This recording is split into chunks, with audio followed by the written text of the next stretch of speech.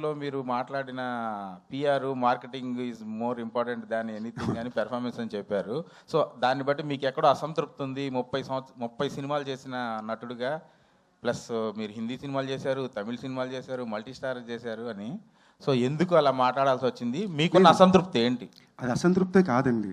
వాళ్ళొక ప్రశ్న అడిగినప్పుడు ఈ ప్రశ్నకి సమాధానం ఏంటని నేను బ్రేక్ డౌన్ చేసి చెప్పాను అంతే. ఇప్పుడు దీనికి ఏంలా, ఇప్పుడు నేను 2 బాడీ గార్డ్ని పిఆర్ మిషన్, ఇప్పుడు నాకు already PR one of the best PR companies in ఇండియాతో నేను పనిచేస్తున్నానండి.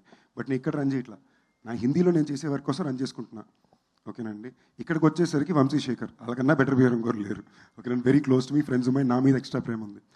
పాయింట్ ఏంటంటే మనం దాంతో ఏం చేయాలనుకుంటున్నాం అనేదే పద్ధతి అండి. నేను దాంతో వాళ్ళని అడిగిన ప్రశ్నకి అది నేను చేయాలంటే ఇవన్నీ నేను చేయాలి, నాకు పెద్ద దాని మీద ఇంట్రెస్ట్ లేదు అనేది నేను చెప్పొచ్చింది. చేయాలంటే very easy, as it is 6 monthsలో చేసి చూపించమంటారో చెప్పండి.